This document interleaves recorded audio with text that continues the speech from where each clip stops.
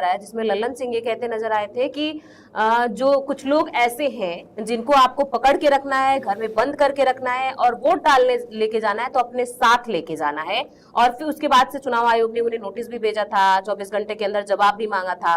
लेकिन जो आरजेडी है उसने ये आरोप लगाया था कि अब कहाँ है देश के वो लोग जो बोलते हैं कि बूथ कैप्चरिंग होती है, जंगल राज की बातें करते हैं, वो लोग अब कहाँ हैं? इस पे मुझे लगता है आपके इस सवाल का जवाब मैं दूं, उससे ज्यादा बेहतर है कि हमारे साथ एक बड़े ही वरिष्ठ पत्रकार अजीत मेंडोला जी जुड़ चुके हैं। अजीत सर, आवाज आ रही मेरी आपको? जी आवाज आ रही है जी, स्वाधीन जी आवाज आ रही है जी, बहुत बहुत स्वागत है नवभारत के साथ। मेरी साथी प्रियांशी ने अभी एक सवाल मुझसे किया, वो सवाल मैं आपको दोहरा देता हूं कि जिस तरीके से अभी चुनाव प्रचार बीते 2-3 दिनों में चल रहे हैं, मोकामा जो देश की राजनीति में एक चर्चित विधानसभा सीट बना हुआ है, वहां पर जब जो प्रत्याशी हैं एनडीए के वो जब अनंत सिंह जेल जाते हैं, उसके बाद जेडीयू के एक वरिष्ठ नेता हैं ललन सिंह, आप जानते हैं केंद्रीय मंत्री में, उन्होंने कमान संभाली। और कल परसों में उनका एक वीडियो बड़ा तेजी से सोशल मीडिया पे वायरल हुआ, जिसपे अलग अलग तरीके से आरोप लगा रहे हैं। आरजेडी ने कहा कि ये लोगों को धमका रहे हैं कि आप घरों से बाहर न निकलिए। मेरा एक मौजूद सवाल ये है कि ललन सिंह को भी की भी राजनीति आपने देखी है, आपने बिहार को भी देखा है, और आपने लालू जी के उस राज को देखा है जहां पे देश में मेरे ख्याल से बूथ कैप्चरिंग जैसा शब्द देश की राजनीति में वहीं से निकल करके आया। इन पूरे 20 से 25 सालों की राजनीति को आप कैसे देखते हैं? देखिए, ललन सिंह ने जो कहा, जो सीट की, जिस सीट की आप बात कर रहे हैं, अनंत सिंह की, दोनों तरफ बड़े बड़े माफिया चुनाव लड़ रहे हैं वहां पे। और बिहार में क्या यार, देखो स्वाधीन, आपने भी देखा होगा कि हमाम में सारे ही नंगे हैं। नेता लोग जो भी है, जब अपनी बारी आती है तब कहते हैं कि हमारी कमीज बिल्कुल साफ है, कोई दाग नहीं है, दूसरी की कमीज में ज्यादा दाग है।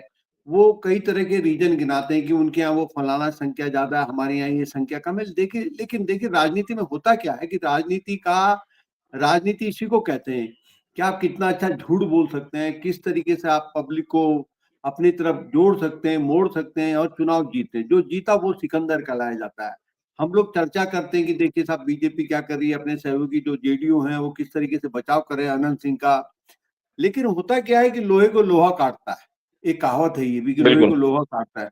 और वहां पे जो हालात हैं, जिस सीट की आपने चर्चा करा, वो सीट वहां पर ऐसा है कि वहां पे लड़ेंगे ही वही लोग। और बाद में इससे पहले तो बुरे हालात थे, आप देखो ना, आरजेडी ने साबुद्दीन के बेटे को टिकट दिया, तो साबुद्दीन अपने आप में एक बड़ा भारी नाम था, ऐसा खौफनाक नाम की जो बड़ा माफिया जाना जाता था। तो ये उत्तर प्रदेश में तो कुछ हालात सुधरे हैं, माफिया राज, तमाम राज बदले हैं। लेकिन बिहार में ये कह सकते हैं कि जो 25 साल पहले लालू यादव के राज में था, वो तो एक जिसे कहते हैं कि पूरा अंधे नगरी चौपट राजा वाला मामला था। वो उस समय का दौर एक अलग तरह की राजनीति का था। देखिए, राजनीति का एक चक्र है, वो एक चक्र बीच में ऐसा आया था कि जब माफिया राज, गुंडा राज, तमाम डकैती करने वालों को एक सुरक्षित महसूस करते थे और राजनेताओं के साथ करते थे, पुलिस का प्रोटेक्शन मिलता था। पहले तो शुरू में उन्होंने फिर जैसे तुमने कई पिक्चरों में भी देखा होगा कि वो जो गुंडे हैं, शुरू में तो उनको चुनाव जितवाते हैं, चुनाव लड़वाते हैं, पीछे से मदद करते हैं, लेकिन बाद में उनको लगता है कि हम ही क्यों ना चुनाव लड़े, हम ही क्यों ना नेता बन जाए। अब वो दौर आया था 20-25 साल पहले, जिसमें कि सारे माफिया, तमाम जिन पे अपराधी, जिन पे हत्या के आरोप थे, तमाम आरोप थे, उन्होंने एक सही रास्ता मिला कि नेताओं से कहा भाई एक टिकट हमको दे दीजिए, आप जब आपका चुनाव जितवा रहे हैं, तमाम खर्चा कर रहे हैं, तो हम भी एमएलए एमपी बन जाएंगे। तो वो दौर आया था, उसमें तमाम एमपी एमएलए बने थे। लेकिन अब ये कह सकते हैं कि थोड़ा उसमें अब धीरे धीरे सुधार आ रहा है। राजनीतिक दलों को भी थोड़ा अपना ध्यान रखना पड़ रहा है कि भाई पब्लिक अब बदल गई है, जिसकी वजह से अब जेडीयू के नेता ललन सिंह ने बोला, ये बीजेपी की छवि एक इस तरह की छवि मानी जाती है कि भाई वो माफिया को साथ नहीं लेती है, साफ सुथरे लोगों को मौका देती है। लेकिन अब राजनीति में मैंने कहा नहीं कि राजनीति कई बार बहुत मजबूर कर देती है। तो बिहार की राजनीति में इस वक्त देखिए, देश में सरकार किसकी है? एनडीए की, बीजेपी की नहीं है। पहले हमको ये समझना होगा, पहले 2 कार्यकाल बीजेपी के थे, बीजेपी को बहुमत था। इस बार बीजेपी के पास बहुमत नहीं है केंद्र में, तो उन्हें अपने सहयोगियों की कुछ ना कुछ कमियों को स्वीकारना होगा। उनमें से एक सीट ये भी है जिसमें कि एक अनंत सिंह जैसे व्यक्ति को जेडीयू ने टिकट दिया, मजबूरी है क्योंकि दूसरी तरफ वाले भी टिकट देते हैं बैलेंस करने के लिए। तो वो एक चलता है राजनीति में, ये सब चीजें। जो जीत गए, आप जीत गए तो उसका सब चर्चा बंद हो जाएगी, लोग भूल जाएंगे, फिर इलेक्शन आएगा तब देखा जाएगा। फिलहाल लल्लन सिंह ने जिस तरीके से सामने आए, लल्लन सिंह की भी अपनी एक छवि है, तो बीजेपी को और आरजेडी को मौका मिल रहा है। आरजेडी तो आरोप लगाएगी क्योंकि आरजेडी तो बदनाम हो चुकी है इस चीज के लिए। बीजेपी ने सबसे ज्यादा छवि खराब करी आरजेडी की करी, तो वो आरजेडी जब भी मौका मिलेगा तो निश्चित तौर पर आरजेडी कांग्रेस बीजेपी पर पलटवार करेंगे, जेडीयू पे पलटवार करेंगे, तो वो इसीलिए बात कर रहे हैं। तो ये मेरा एक अपना आकलन है जी। नहीं, आपका आकलन बिल्कुल सही है। मैं माफी के साथ आपको बीच में रोकते हुए कहूंगा कि फिलहाल देश की राजनीति में जो एक चाणक्य कहे जाते हैं अमित शाह जी, आपने हालांकि बयान दिया, आपने जो अपनी बातें कही उसमें एक लबो-लुआब आपने उसको समझाया, लेकिन मैं उसको और कोट करते हुए समझाऊंगा कि अमित शाह जी ने हाल के मीडिया इंटरव्यूज में बिहार में जो उन्होंने दिए, उसमें पहली बार मैंने ये देखा कि 10 से 15 सालों की राजनीति में उन्होंने एक व्यक्तिगत नेता पे बात की। लल्लन सिंह, जब मोकामा सीट और अनंत सिंह पे उनसे सवाल किया गया तो अमित शाह जी ने बाकायदे आक्रामक रुख अपनाते हुए पत्रकारों को ही झाड़ते हुए अपने अंदाज में उन्होंने कहा कि आरजेडी पहले ये देख ले कि उनके दामन में कितने दाग हैं। क्योंकि एनडीए की सरकार है और लल्लन सिंह पे आरोप लगा और आरोप के तुरंत 24 घंटे के बाद उन्हें गिरफ्तार कर लिया गया। अभी आरोप लगे हैं, लेकिन जो दोषी सिद्ध हो चुके हैं, उनके शब्दों में अगर मैं कहूं कि लालू प्रसाद यादव जो दोषी सिद्ध हो चुके हैं, उनका परिवार बिहार की राजनीति में है। तो फिलहाल जो आरोप लगाने वाले हैं वो देखें।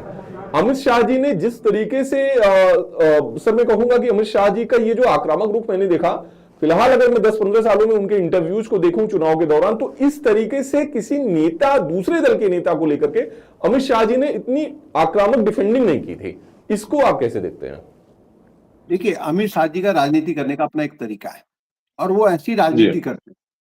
वो मीडिया के साथ अपना व्यवहार एक जैसा करते हैं। उनको अगर क्वेश्चन पसंद नहीं आता तो ठीक ठाक मीडिया को जवाब दे देते हैं।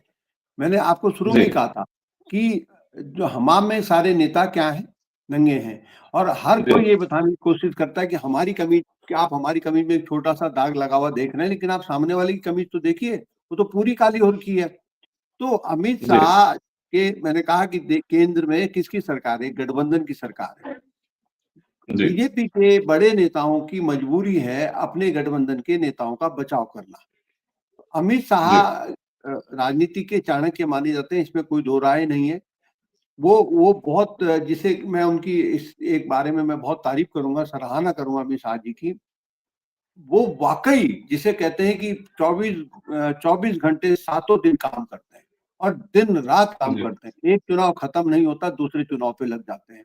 और इस तरह का मेहनत करने वाला राजनीतिक, मैंने तो किसी अपोजिशन में या किसी दूसरी पार्टी में नहीं देखा। तो वो उन्हें पता है कि जब हम मेहनत करते हैं, मैं मेहनत करता हूँ, भागदौड़ करता हूँ और चुनाव हम लोग जीतते हैं, तो स्वाभाविक है कि उनका कई बार सवाल, जब कड़वे सवाल पूछे जाते हैं तो उसका जवाब बहुत उस दूसरे तरीके से देते हैं। तो उन्होंने सही बात कही कि आरजेडी में लालू यादव पे आरोप सिद्ध हो चुका है, जेल जा चुके हैं, वो उनके बेटे पे आरोप है, पूरे परिवार पे आरोप है, और तमाम साबुद्दीन जैसे नेता के बेटे को आप टिकट दे रहे हैं। तो वो सही बात है कि आप किस आधार पर ये कह रहे हैं कि साहब आपने गलत व्यक्ति को टिकट दे दिया, आप अनंत सिंह का बचाव कर रहे हैं। बिहार की राजनीति यही है, उसमें अभी बदलाव आने में थोड़ा मुझे लगता है समय लगेगा। वो कब समय लगेगा अब क्या पता, ये समय आ रहा है। अगर बीजेपी ठीक ठाक सीटें ले आती हैं, इस बार बीजेपी अपना मुख्यमंत्री बना देती है, हालांकि बीजेपी में भी कम दागी नहीं है जो इस वक्त सरकार में। अभी आपने देखा होगा प्रशांत किशोर ने एक मंत्री के खिलाफ कितना तमाम आरोप लगाए।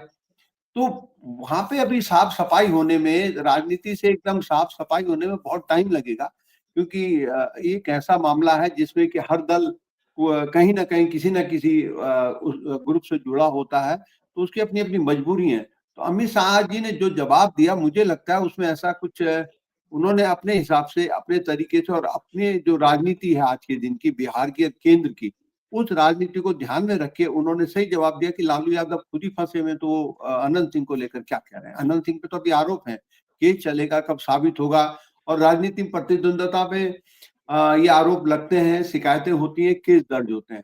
लेकिन तब वो दोषी माना जाएगा कि जब सजा हो जाएगी। अभी एक बात और मैं कि अभी जो कानून लाने जा रही है भारत सरकार, जिसको कि जेपीसी बनेगी, जिसमें 1 महीने की भी कोई जेल में रहता है तो उसकी सदस्यता चली जाएगी, उसमें अपोजिशन मदद सहयोग नहीं कर रहा है बीजेपी का। जी तो बीजेपी, जी जी मुझे लगता है कि उसी एक ऐसी कोशिश कर रही है बीजेपी, अगर वाकई कानून बन जाता है तो जो अपराधी होंगे, जो अपराध करने वाले नेता होंगे, तो उनको एक भय लगेगा कि भाई अगर 1 महीने की भी जेल हो गई और हमारी कुर्सी चली जाएगी, चाहे वो पीएम हो चाहे सीएम हो, तो इस कानून में अभी ना तो कांग्रेस साथ दे रही, ना पूरा विपक्ष साथ दे रहा है।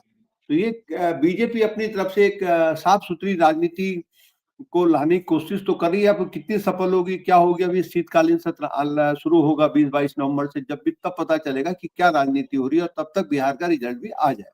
जी जी बिल्कुल सही कह रहे हैं। तब तक दूध का दूध पानी का पानी हो जाएगा। बिहार में सत्ता जिसे मिलेगी, ये भी बात तय है कि जो सत्ता पे काबिज होगा उसका रुख आने वाले शीतकालीन सत्र में जो संसद का होगा उसका रुख वहां पे बड़ा केंद्रित होगा, ध्यान देने वाली बात होगी।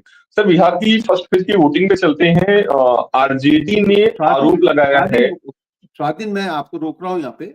आपने कहा ना जी पार्लियामेंट, जी देखिए बिहार चुनाव होने से पहले विपक्ष जी ने मानसून सत्र को चलने नहीं दिया सुचारू रूप से, पूरा मानसून जी सत्र खराब करा एसआईआर के मुद्दे पर। वो भी बिहार में जी जो विशेष सघन परीक्षण हुआ वोटर लिस्ट का, उसको लेकर एसआईआर को लेकर पूरा महीना जो मानसून सत्र का था, आप मानकर चलिए कि कुछ घंटे काम हुआ उसी में सरकार ने आनंद फानंद में। लेकिन क्या हुआ, अपोजिशन पिट गया। बिहार में जैसे जी इलेक्शन डिक्लेयर हुआ, अपोजिशन ने मुद्दा बनाया और वो एसआईआर का मुद्दा पिट गया। आज अपोजिशन कुछ नहीं कर पाया। अब बिहार जी का रिजल्ट देखिए, बिहार का रिजल्ट देश की राजनीति के लिए बड़ा अहम होने जा रहा है। अहम इसलिए होने जा रहा है कि जो इस लिहाज से अहम है कि अगर अपोजिशन जीतता है तो केंद्र की गठबंधन की सरकार को बड़ी दिक्कतें आएंगी, और अगर जी एनडीए वहां पर बिहार में चुनाव जीतता है तो कांग्रेस और अपोजिशन के लिए अपना अस्तित्व बचाने की बहुत बड़ी चुनौती खड़ी होने वाली है। क्योंकि ये इलेक्शन 14 नवंबर को रिजल्ट आएंगे वो, लेकिन जो जी अब आने वाले चुनाव हैं, जो कि नए साल में असम का है, पश्चिम बंगाल का है, केरल का है, तमिलनाडु का है, और छोटे मोटे और राज्य, इन राज्यों की में बहुत फर्क पड़ेगा राजनीति में चुनाव की। नंबर 1। नंबर 2 बात, वो चुनाव खत्म होंगे तो फिर उत्तर भारत का सबसे बड़ा चुनाव उत्तर प्रदेश का होगा, जो कि देश की राजनीति अगले लोकसभा चुनाव में कौन जीतेगा उसका बहुत संकेत दे देता है। तो ये चुनाव जी बिहार का इस लिहाज से भी बीजेपी गठबंधन के लिए और कांग्रेस गठबंधन के लिए अहम है। जो जीतेगा उसके लिए आने वाली राजनीति सरल हो जाएगी, और जो हारेगा उसके लिए थोड़ा कठिनाई होगी। अब यही इसलिए ये चुनाव बहुत अहम हो गया है। जी जी मैं आरजेडी के एक बयान से के मायने आपसे समझना चाहूंगा। आरजेडी ने है बयान दिया कि है। चुनाव आयोग कथित तौर पर स्लो वोटिंग करा रहा है। 11 बजे तक का जो बिहार की वोटिंग का फर्स्ट फेज की वोटिंग का जो डेटा सामने आया है वो ये है कि 27.5% और 27% से ऊपर की वोटिंग हुई है। अगर घंटों के हिसाब से देखा जाए तो लगभग 3 से 4 घंटों में अगर सर 27% की वोटिंग हुई है तो आरजेडी के बयान के हिसाब से ये आरजेडी का बयान कितना सही है और वोटिंग परसेंटेज क्या कहता है? नहीं, देखो स्वाधीन, मेरे हिसाब से वोटिंग परसेंटेज ठीक जा रहा है। 27% ठीक ठाक जी वोटिंग होता है। वो अभी 4 घंटे का नहीं माना जाएगा। जो आपके पास डाटा आया है 11 जी बजे से पहले का आया है वो डाटा, तो 2.5-3 घंटे जी का वो जी डाटा है, तो मेरे ख्याल से वो ठीक ठाक डाटा है। और अगर आप जी हम उसको 2.5-3 घंटे से मल्टीप्लाई करें तो 60% से ऊपर चली जाएगी वोटिंग बिहार की, मेरे हिसाब से। वो ज्यादा भी हो जी सकती है। तो वो एक ठीक है। इसमें 2 बातें हैं। एक रिपोर्ट मैंने ये भी देखी, पटना में शहर में कम वोटिंग हो रही है। तो वो हाँ बीजेपी के लिए बिल्कुल। बीजेपी के लिए अच्छा संकेत नहीं है। शहरों में अमूमन बीजेपी का वो गढ़ माना जाता है। लेकिन वही दूसरा पक्ष जी ये भी, अगर अपोजिशन आरजेडी ये सवाल उठा रहा है कि चुनाव आयोग मदद नहीं कर रहा है, वोटिंग हमारी नहीं हो रही है, तो उसको हम अगर एक राजनीतिक रूप से देखें तो आरजेडी में कहीं चिंताग्रस्त हो गई आरजेडी। उसको क्या होता है कि देखिए, जैसे मैं पत्रकार हूँ, आप पत्रकार हैं, जो नेता होता है उसे पता लग जाता है कि वोट का ट्रेंड, जो सुबह से वोटिंग शुरू होती है उसका पता लग जाता है कि क्या होने जा रहा जी है 1-2-3 घंटे के अंदर। तो अगर आरजेडी इस तरह के बयान दे रहा है तो इसका मतलब कहीं ना कहीं आरजेडी को यह आभास हो रहा है कि जो वो उम्मीद कर रहा है था, ये उम्मीद उसको है, उस हिसाब से वोटिंग हो नहीं रही है। मतलब उसका पलड़ा बीजेपी के मुकाबले थोड़ा कमजोर हो रहा है। तो इसलिए अब एक ये प्रेशर टैक्टिस होती है जिसमें आरजेडी बयान देगी कि चुनाव आयोग मदद नहीं कर रहा है। क्यों? क्योंकि चुनाव आयोग को लेकर राहुल गांधी पिछले कुछ समय से हमलावर बने। हालांकि उनको दोनों बार मुंह की खानी पड़ी। पहली बार एसआईआर के मुद्दे पे मुंह की खानी पड़ी राहुल गांधी को, फिर वोट चोरी के मुद्दे पे मुंह की खानी पड़ी। अब तीसरा हरियाणा का इशू उन्होंने जो परसों उठाया वो पूरी तरीके से मैं मतलब मेरा अपना जो मेरा अपना आकलन है वो एक राहुल गांधी को कौन लोग हैं जो सलाह दे रहे हैं। कांग्रेस वोटिंग से पहले हरियाणा में अपनी हार मान चुकी थी। अगर आपको याद हो कि हरियाणा की वोटिंग से 24 घंटे पहले अशोक तंवर एक नेता को जो दलित नेता थे कांग्रेस के थे लेकिन वो बीजेपी में थे, उनको जबरन शामिल कराया गया कांग्रेस में क्योंकि अजय माखन जो है उनके रिश्तेदार हैं, केवल इसलिए कि दलित वोट किसी तरीके से उनको मिल जाए। वो कांग्रेस की जिस तरह से कांग्रेस ने हड़बड़ी में वो अशोक तंवर को कांग्रेस में शामिल कराया तो वो एक सीधा इंडिकेशन था कि कांग्रेस मान बैठी थी कि काम मामला गड़बड़ हो गया हरियाणा में। उसके पीछे कांग्रेस के ही रणनीतिकार दोषी थे। कांग्रेस ने भूपेंद्र सिंह हुड्डा को जाट राजनीति को फिर एकदम से पीक में ले गई। वो उसमें भूपेंद्र सिंह हुड्डा तो फेस थे लेकिन उनके बेटे दीपेंद्र हुड्डा भी ऐसे फेस बन गए कि सबको लगा कि भाई यही मुख्यमंत्री बन रहे हैं। और बाकी अदर कास्ट में एक भय का वातावरण फैल गया क्योंकि कांग्रेस के कुछ नेताओं ने ऐसे बयान दिए कि हम तो जीत रहे हैं, एक बार जीत जाए हम आपको दिखा देंगे दिन में तारे। उसका कई जगह असर हुआ, जैसे यादवों के इलाके में बहुत असर हुआ, यादवों ने फिर कांग्रेस को वोट नहीं करा। दलित तो पहले दिन से नाराज हो गए थे। दलित तो जब दलित जाटों का तो एक वैमनस्य का बहुत पुराना इतिहास है, उसमें पश्चिम उत्तर प्रदेश भी प्रभावित होता है, हरियाणा भी प्रभावित होता है। जाट जिधर वोट करता है दलित उधर वोट नहीं करता है और कांग्रेस ने शैलजा जी को किनारे लगा दिया। तो मेरा कहने का मतलब ये है कि मैं इसको बिहार से इसलिए जोड़ रहा हूँ कि राहुल गांधी ने बिहार की वोटिंग से एक दिन पहले फिर हरियाणा के इलेक्शन को कहा कि 25 लाख वोट चोरी हो गए। आप हाइड्रोजन बम की बात कर रहे हैं मेरे ख्याल से। आप हैं? मैं वही कह रहा हूँ, हाइड्रोजन बम की बात कर रहे हैं। हाँ, हाइड्रोजन बम की बात कर। आप देखिए, आपने कोई उसका गुणा भाग नहीं लगाया, आपने कह दिया 25। आप देखिए, आपके पास अगर संगठन हो, बूथ मैनेजमेंट आपका मजबूत हो तो कोई गड़बड़ी नहीं हो सकती है। कांग्रेस का दुर्भाग्य क्या है कि कांग्रेस ने कभी भी अपने संगठन पे ध्यान नहीं दिया, अपने बूथ मैनेजमेंट पे ध्यान नहीं दिया और कांग्रेस हमेशा चुनाव जीतती रही एक लहर के हिसाब से। भाई लहर चल रही है, कोई कैंडिडेट है नहीं कांग्रेसी, लेकिन 2014 से देश की राजनीति बदल गई। एक तरफ है बीजेपी जिसके पास बहुत सशक्त संगठन है, उसका वो उसकी पार्टी बूथ मैनेजमेंट को सबसे ज्यादा ताकत देती है। क्यों? जब वोटिंग होती है ना, जो वहां बूथ पे बैठा बंदा होता है उसको सारा पता होता है कि कौन सही वोटर वोट देने आ रहा है, कौन गलत है, कौन क्या है। दूसरी तरफ अपोजिशन में पार्ट टाइम आते हैं लोग, उन्हें पता ही नहीं होता कि क्या हो रहा है। तो मेरे कहने का मतलब ये कि राहुल गांधी ने क्यों हरियाणा को लेकर सवाल उठाया, ये मेरे लिए हैरान करने वाला है, नंबर 1। नंबर 2 बात, राहुल गांधी अभी भी उस राजनीति को हवा दे रहे हैं कि जो कि अगर चल गई तो ठीक है, नहीं चली तो कोई बात नहीं, अगली बार देखेंगे। संगठन, पार्टी, कार्यकर्ता, इसकी तरफ से राहुल गांधी आंख बंद किए हुए बैठे हैं और वो आजकल जो एक नया उन्होंने संगठन सृजन कार्यक्रम शुरू करा उससे पार्टी को मजबूती मिलेगी, मुझे उसमें संदेह।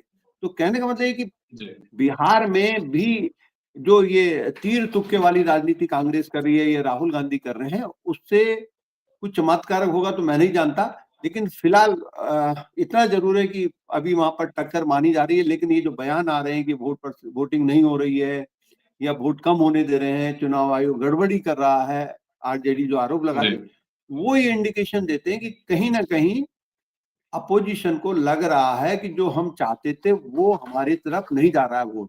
तो अब देखते हैं क्या होता है जब रिजल्ट आता है 14 तारीख को। जी सर, अगर आपने बड़ा मौजू जिक्र किया राहुल गांधी का, उनके हाइड्रोजन बम का, आपका एक लंबा पत्रकारिता का समय रहा है, ये क्या कहना सही है नहीं होगा कि देश की राजनीति, जो पार्टी आजादी के बाद देश की सबसे बड़ी पार्टी बनी, जिसने कहा जाता है कि जिसके पास वो इतिहास है कि उसने देश की सत्ता अंग्रेजों से की गुलामी से ली, वो पार्टी बिहार जैसे सूबे में लगभग 20 से 25 सालों में, और हाल फिलहाल आपने भी देखा होगा कि परिस्थिति ऐसी बन गई थी कि कई सीटों पे आरजेडी बनाम कांग्रेस हो चुका था। वजह सिर्फ एक थी कि कांग्रेस सीएम चेहरा घोषित नहीं करना चाह रही थी तेजस्वी को, और आखिरकार कांग्रेस को पीछे हटना पड़ा और सीएम चेहरा घोषित करना पड़ा।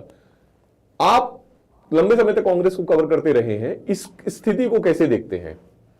देखो स्वाधीन, मैं क्या कह रहा हूं अभी, मैं आपको यही जी मैं समझा रहा था कि हरियाणा में कांग्रेस ने सेल्फ गोल किया। राहुल गांधी का जी ये वोट चोरी का मुद्दा में कोई दम नहीं है। कांग्रेस वहां पर शुरू में लग रहा था स्वीप कर रही है, लेकिन जैसे जैसे वोटिंग का दिन करीब आया, अ, जी नेताओं को लगभग आभास हो गया था कि हरियाणा में गड़बड़ी हो गई है ना। जी अब जी राहुल गांधी, बिहार में भी क्या हुआ कि बिहार में लालू यादव चाहते थे कि कांग्रेस बहुत ज्यादा क्या कहते हैं दखल ना दे, लेकिन हो ये रहा जी है कांग्रेस में कि कांग्रेस में कुछ राहुल गांधी के ऐसे युवा सलाहकार आ गए हैं जिनकी कांग्रेस जी की विचारधारा से दूर दूर तक कोई लेना देना नहीं। कृष्णा जी अल्लावेरू जो प्रभारी बनाए गए हैं वो कभी कांग्रेसी नहीं थे। कन्हैया कुमार जी जिन्होंने कांग्रेस को गालियां दी वो नेता बने, आज वो कांग्रेस के नेता बने हुए हैं। और जो जी प्रदेश अध्यक्ष हैं वो भी एक कोई ऐसे विशेष वो नहीं है। वहां के जो पुराने जी नेता, दिग्गज नेता हैं जैसे तारिक अनवर, मीरा कुमार, तमाम ऐसे जो पुराने जी नेता हैं, शायद पुराने नेताओं को राहुल गांधी पता नहीं क्यों महत्व नहीं दे रहे हैं, क्या वजह है क्या नहीं है। वो चाहते थे कि भाई चुपचाप समझौता करो और जो आरजेडी कह रही है जी वो उसको मानो।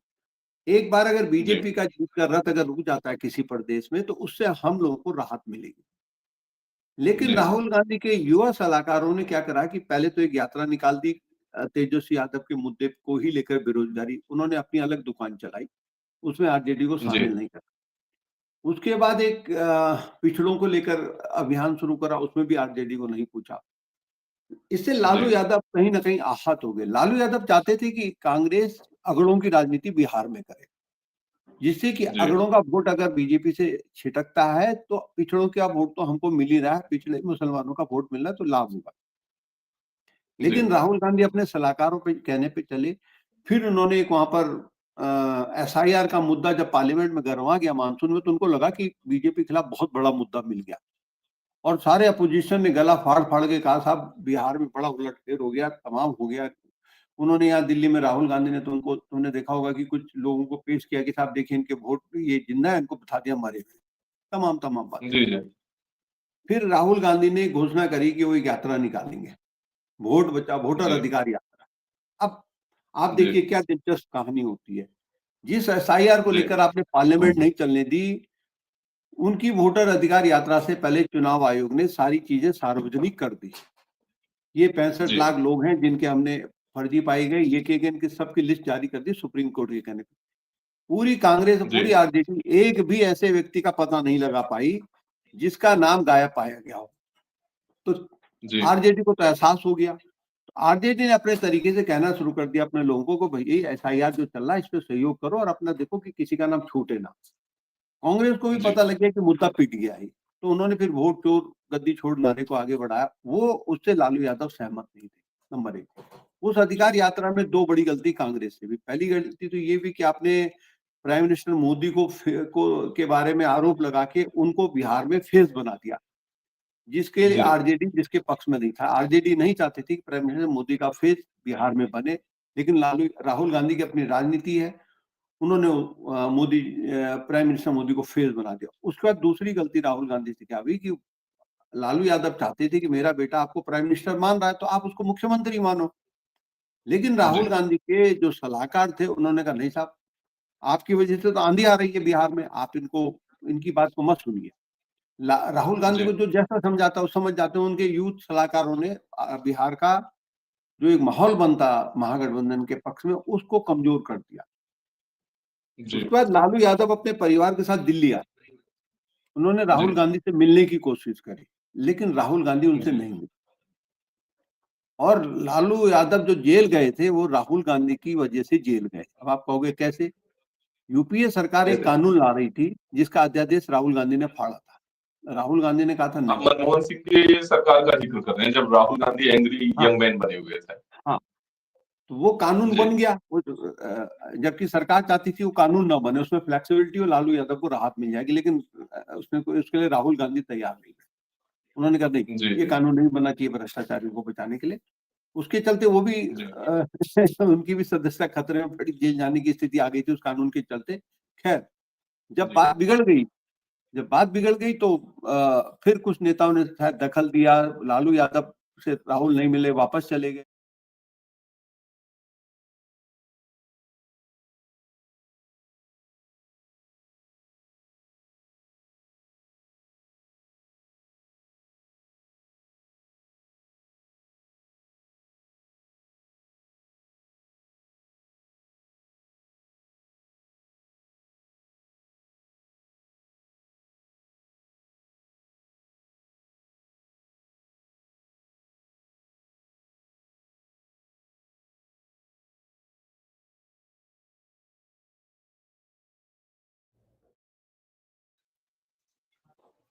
सर एक आखिर क्या कहूँ, एक आखिर राजनीतिक सवाल बनता है, उसके बाद पटना से हमारे ग्राउंड से हमारे सहयोगी जुड़ेंगे विपुल। तब तक मैं आपसे एक सवाल ये लेता हूं कि एक तरफ वोटिंग हो रही है, दूसरी तरफ अररिया में प्रधानमंत्री नरेंद्र मोदी की जनसभा है। उस जनसभा में प्रधानमंत्री जी ने कहा है कि बिहार में जंगल राज की सरकार 1990 से 2005 तक 15 साल तक रही, जंगल राज ने बिहार को बर्बाद किया, सरकार चलाने के नाम पर आपको सिर्फ लूटा गया। मेरा सीधा सवाल यह है कि क्या जंगल राज इस बार के विधानसभा चुनाव में जो जिसपे पूरी बीजेपी एनडीए बैटिंग कर रही है, क्या जनता के बीच में प्रभावी मुद्दा है? आप क्या मानते हैं?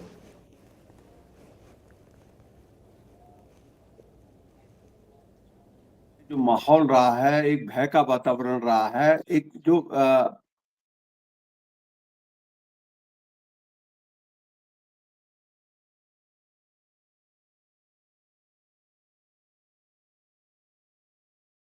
बोलते हैं तो वो उसका एक पूरा अध्ययन करके आते हैं। उन्होंने पूरी इंटेलिजेंस जी की रिपोर्ट, तमाम रिपोर्टें अपने से मंगाई होंगी, पूछा होगा कि क्या मुद्दा वहां पर इस वक्त काम कर सकता है। तो जंगल राज, जी लालू यादव की परेशानी यही है कि उन पे जो आरोप लगे हैं, जो तमाम उन पे घोटाले के आरोप लगे हैं, जो गुंडागिर्दी मची वहां पे, जो आम मतलब जैसे मैं आपको कहूं कि 90 में के जमाने में उत्तर प्रदेश के हालात है कि महिलाएं घर से बाहर नहीं निकलती थी 5 बजे के बाद, और जी परिवार के साथ आप घूमने नहीं जा सकते थे मुलायम सिंह यादव के राज में। तो कुछ वही जी कार्यकाल कौन सा था, आपका बिहार का था उस समय, लालू यादव या राबड़ी देवी के जी जमाने में। तो वो देखिए, जी वो घटना लोग भूलते नहीं है। यूपी में नहीं बोले, यूपी में क्यों योगी पॉपुलर हो रहे हैं? क्योंकि लोग चाहते हैं कि वो जी भय का वातावरण दोबारा ना आए इस प्रदेश में।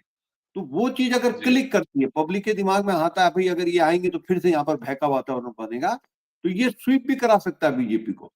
क्योंकि भले ही जो अगर बीजेपी जो क्या कहते हैं, लालू यादव की पार्टी है या कांग्रेस है, वो पिछड़ों की राजनीति जरूर कर रही है, लेकिन पिछड़े भी नहीं जी चाहते कि भाई जी कानून व्यवस्था बिगड़े, हमारे ऊपर दबाव बने, गुंडागिर्दी, पिछड़े भी नहीं चाहते, क्योंकि वो भी चाहते हैं एक शांत प्रिय राज्य हो जिसमें सब लोग मिलजुल कर रहे। हालांकि बिहार में अभी उतनी शांति तो नहीं है जैसे यूपी में है, लेकिन ये थोड़ा जी बहुत ये तो रहते हैं भाई, जेडीयू और बीजेपी के राजपाट में वो लूट।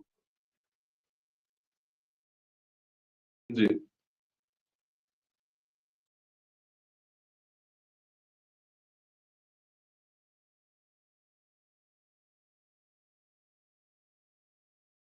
बिल्कुल। मेरी आवाज आ रही है आपको?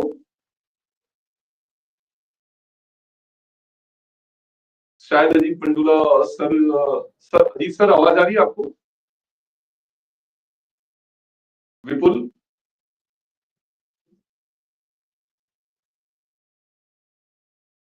विपुल आवाज आ रही है?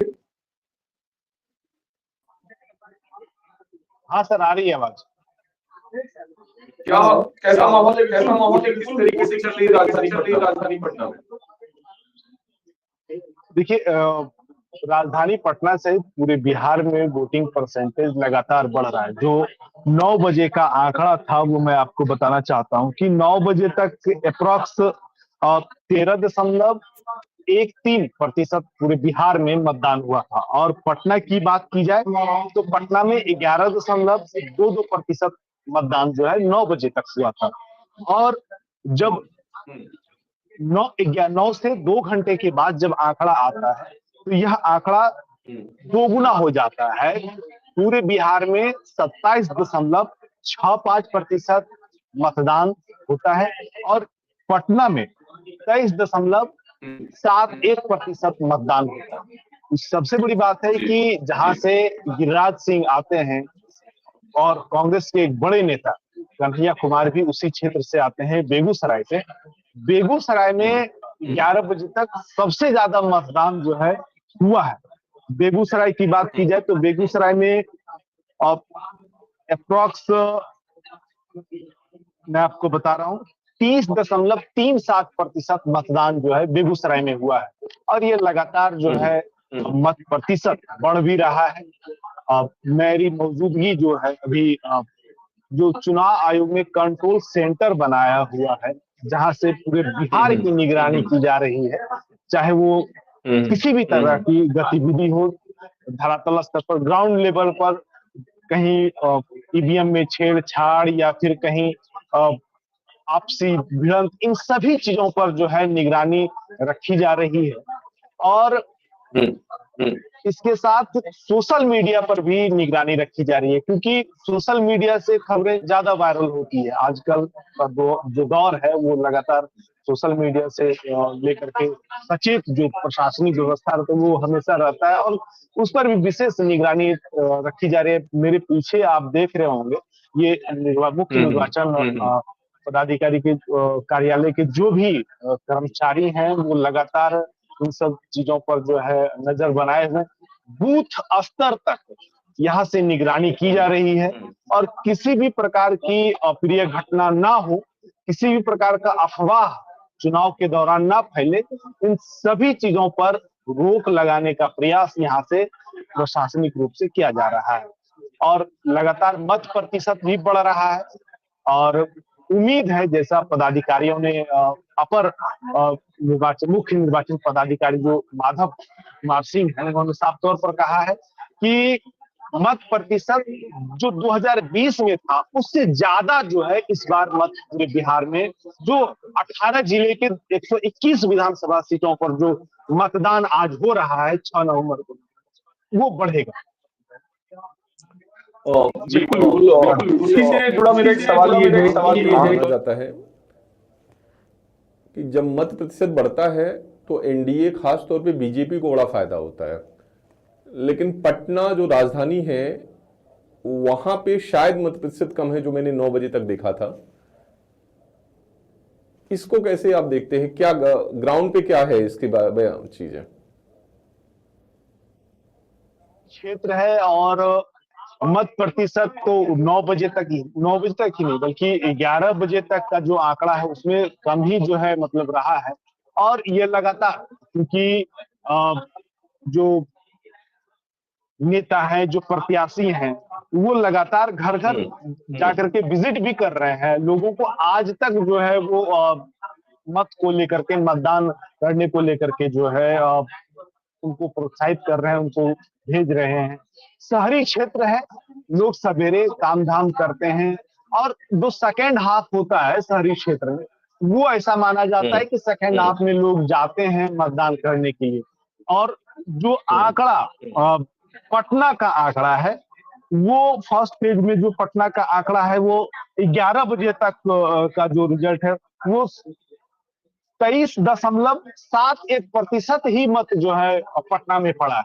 14 विधानसभा क्षेत्र जो है पूरे पटना जिला में आता है और इसमें अगर पूर्व से बात की जाए तो मोकामा, बख्तियारपुर, फतुहा, फिर पटना साहिब, बांकीपुर, कुम्हरार से मसौड़ी से 14 विधानसभा क्षेत्र पटना जिला में आता है और खासकर बांकीपुर जो कि एकदम शहरी क्षेत्र है यहाँ पर मत जो है मत प्रतिशत कुछ कम है।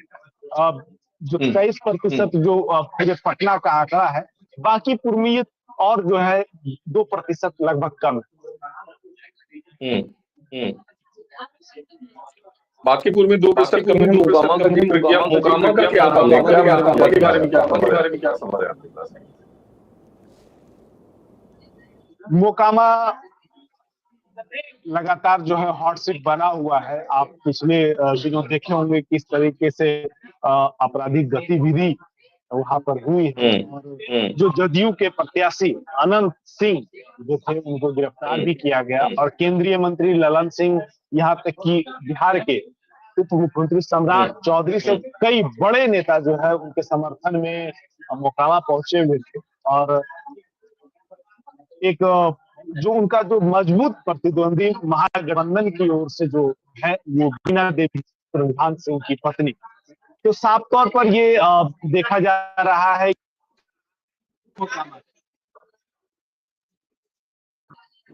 तगड़ी लड़ाई है और वो बाहुबली एक साथ आमने सामने है। और इस बार वोटिंग परसेंटेज भी वहां ठीक ठाक अभी तक चल रहा है। आंकड़े अभी वहां से और आएंगे तो इस पर और जानकारी दी जाएगी, क्योंकि एक तो बिल्कुल मैं माफी चाह रहा हूँ, बीच में रोक रहा हूँ। मोकामा का आपने जिक्र किया, लगभग बिहार चुनाव प्रचार को मैंने जो देखा पहले चरण के पहले तक और उसके पहले भी मैंने देखा कि लल्लन सिंह मेरे ख्याल से जेडीयू के सबसे मुखर वक्ता रहे हैं और खुद को नीतीश कुमार के बाद नंबर 2 मानते हैं, स्वाभाविक तौर पे वरिष्ठ नेता भी हैं। इस पूरे चुनाव में मैंने देखा कि जेडीयू की तरफ से उनको पूरा बैन कर दिया गया था, क्योंकि उनकी सार्वजनिक उपस्थिति बहुत कम मुझे देखने को मिली। और जब मोकामा में अनंत सिंह जेल भेजे गए, लल्लन सिंह सक्रिय कर दिए गए। ये पूरा सीन क्या है, इसके पीछे की इनसाइड स्टोरी क्या है?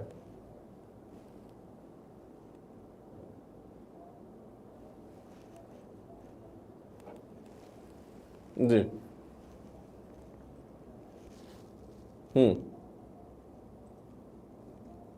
होना वो बड़ी बात है, क्योंकि जो अभी जनस्वराज में आरसीपी सिंह गए हुए हैं वो भी एक समय मुख्यमंत्री नीतीश कुमार के करीबी रहे हैं। तो उनके मन में, नीतीश कुमार के मन में कब जो है किसको लेकर के कोई बात आ जाए वो कहना मुश्किल है। लेकिन हाँ, जब से अनंत सिंह जेल गए हैं तब से एक्टिव हुए हैं मोकामा में लल्लन सिंह। उससे पहले भी जो मुंगेर विधानसभा लोकसभा क्षेत्र है, मुंगेर लोकसभा क्षेत्र में मोकामा, फिर जाकर के आपका जमालपुर, तारापुर और मुंगेर, ये सभी विधानसभा आते हैं। तो ये लल्लन सिंह का नाक है। मतलब अगर इस 4-5 विधानसभा में अगर वहां से एनडीए हारती है तो लल्लन सिंह एकदम ऐसा माना जाता है, क्योंकि मैंने वहां जाकर के ग्राउंड रिपोर्टिंग की थी। वहां पर लोगों का कहना था कि लल्लन सिंह को नाक बचाना है। मतलब उनके लोकसभा के अंदर जो भी विधानसभा सीटें हैं उसको किसी ना किसी हाल में लल्लन सिंह को जिम्मेदारी दी गई है कि वहां जो एनडीए के प्रत्याशी हैं उनको कैसे विजय बनाया जाए। और चुनावी मुकाबला में ऐसा देखा जाता है ग्राउंड में कि भाई ये साफ साफ दिखाई पड़ता है कि एक नेता जब बार बार अपने प्रत्याशियों को लेकर के या फिर अपने जो आला नेता हैं उनको लेकर के अगर ग्राउंड में पहुंचते हैं, क्योंकि मैं छठ पर्व के दौरान मुंगेर में भ्रमण कर रहा था तो 2 से 3 बार मुख्यमंत्री नीतीश कुमार जो है जमालपुर विधानसभा का जो क्षेत्र है वहां वो उन्होंने दौरा किया। और साथ में लल्लन सिंह जो है लगातार उस क्षेत्र में बने हुए थे, घर घर, मतलब पंचायत तक लल्लन सिंह गए हैं, ऐसा वहां के लोगों का, वहां के जो वोटर्स हैं उनका कहना था। और यही कारण है कि लल्लन सिंह को एक्टिव किया गया है, क्योंकि वो मजबूत जो है 4-5 सीटें जो हैं एनडीए की रही हैं। और मुंगेर की बात की जाए, जमालपुर की बात की जाए तो जमालपुर में कांग्रेस का पिछले बार सीट था और विजय हुए थे प्रत्याशी। और इस बार जो है लल्लन सिंह ने जोर लगा दिया है जमालपुर विधानसभा को लेकर के, मुंगेर विधानसभा को लेकर के। तारापुर, खास करके तारापुर भी एक हॉट सीट है और उप मुख्यमंत्री सम्राट चौधरी वहां से प्रत्याशी हैं एनडीए के। और तारापुर सीट जो है सबसे महत्वपूर्ण है मुंगेर लोकसभा क्षेत्र के अंतर्गत। जी तारापुर भी आप गए थे, अपने लोगों का मिजाज क्या है? सम्राट चौधरी की कितनी हवा है आपके हिसाब से? देखिए, तारापुर में जहां तक हवा की बात की जाए तो ये बीजेपी को लेकर के है। अब जब मतगणना होगी, आज मतदान है वहां पर, मतगणना के बाद वो स्पष्ट हो पाएगा। लेकिन जो अरुण शाह है वहां पर, अरुण शाह मजबूत गठबंधन के, और क्योंकि वहां पर ये जातीय समीकरण है कि बिंद और यादव की बहुलता।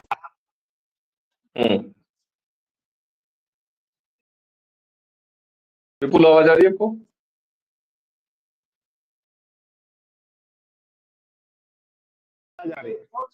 बिंद और यादव को कैसे सम्राट चौधरी तोड़ पाते हैं, इसी पर जो है खेला है। क्योंकि 60 से 70 हजार जो पता है वो बिंद जाति के, और इसकी